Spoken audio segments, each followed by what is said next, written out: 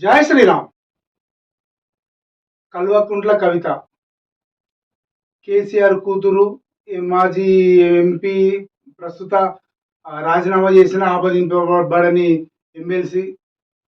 ప్రస్తుతం అయితే బారాసార్ నుంచి బహిష్కృతమై తన దారి తాను చూసుకొని జనం దగ్గరికి వెళ్ళి ఇప్పుడు నా దారి నేను చూసుకోవాలనుకుంటున్నా, నా దారి ఏది అని చెబుతూ వెళ్తున్న నాయకురాలు ఈరోజు ప్రారంభించబడ్డది. ఒక చిన్నగా ఏదో స్టార్ట్ చేసింది, ఆ గంగోత్రిలో చిన్నగా గంగ వచ్చినట్టుగా, ఇంతంత సెలిమి ఉన్నట్టుగా. ఇప్పుడు పాపం కవిత తన రాజకీయ సరికొత్త ప్రస్థానానికి నాంది పలుకుతుంది. సహజంగా జనం లోపలికి వచ్చేస్తాయి, టాకులు వచ్చేస్తాయి, స్పెక్యులేషన్స్ వచ్చేస్తాయి. మరి ఈమె సక్సెస్ అవుద్దా కాదా, ఎలా ఉంటుంది, ఏముంటుంది అని. ఖచ్చితంగా మిశ్రమ స్పందనే వస్తుంది. కొందరు అవుద్దంటారు, కొందరు కాదు అంటారు. ఇక్కడ ప్రత్యేకత ఏంటంటే కాదు అనడానికి 80%, 80% మంది చెబితే అవుతుంది అని చెప్పి ఒక 20% చెప్పేవాళ్ళు ఉన్నారు. బేసికల్గా చూస్తే కూడా ఆ ప్రచార పబ్లిసిటీ హంగులు ఆర్భాటాలు చూస్తే అలాగే అనిపిస్తున్నాయి.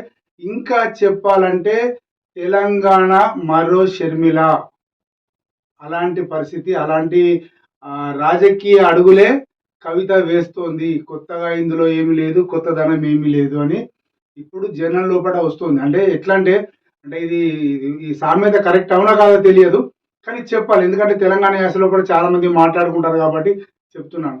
అది ఇంట్లో ఉన్నంతసేపు ఇంటి కుక్క, బయటకు వెళ్ళిందంటే ఊర కుక్క అని చెప్పి ఎట్లయితే అంటారో, ఎప్పుడైతే ఒక రాజకీయ వేత్త కానీ లేదా రాజకీయ నాయకులు కానీ, రాజకీయాల్లో ఉన్నవాళ్ళు, లేకపోతే ఇంకా చెప్పాలంటే ఒక ఆ, ఎవరైనా కూడా ఒక రాజకీయ సంబంధించిన వాళ్ళు ఎవరైనా కూడా ఆ, బయటకు వచ్చేసిరంటే, ఒక పార్టీ నుంచి బయటకు వచ్చేసిరంటే వాళ్ళ మీద పుంకాను పుంకాలుగా అభిప్రాయాలు వస్తాయి, విభేదాలు వస్తాయి, విమర్శలు వస్తాయి, సద్విమర్శలు వస్తాయి. మంచి పని చేసింది అంటారు, చెడ్డ పని చేసింది అంటారు.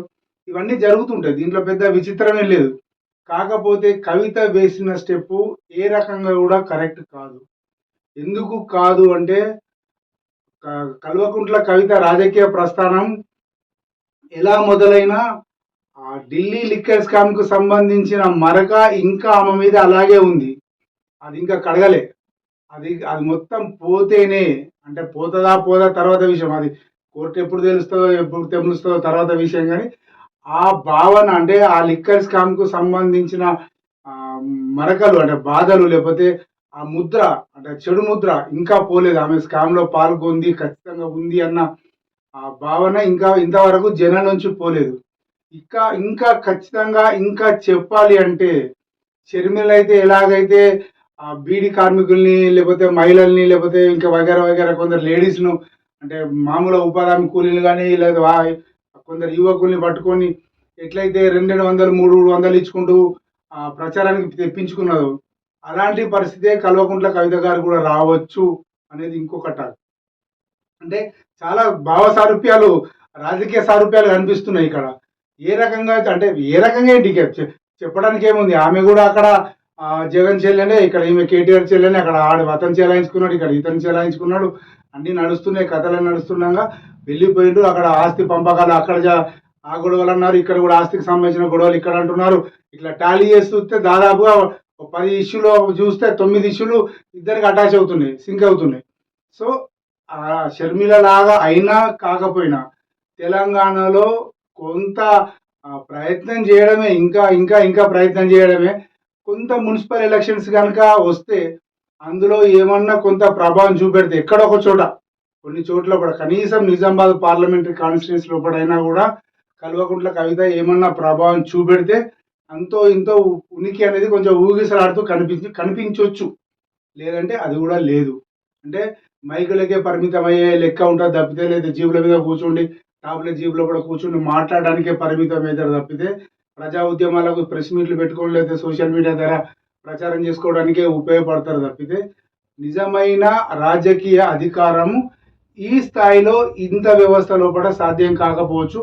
ఇంకా పెద్దగా అవుద్దా, ఇంకా గొప్పగా వెళ్ళుద్దా లేదా, అది ఇప్పుడిప్పుడే చెప్పలేము. ఈ రోజు ఉన్న మటుకు, ఈ రోజు వస్తున్న టాక్ మటుకు కల్వకుంట్ల కవిత గారు ఇప్పుడే జనం లోపలికి వెళ్తున్నారు, అవసరమైతే పార్టీ పెడతానని చెప్పి అంటున్నారు. కానీ దాని ఉద్దేశం కూడా గదే. అంటే ఇప్పుడు వెళ్తే ఇక్కడ కొంచెం రెస్పాన్స్ మించి వస్తే పార్టీ పెట్టేది ఆలోచించవచ్చు.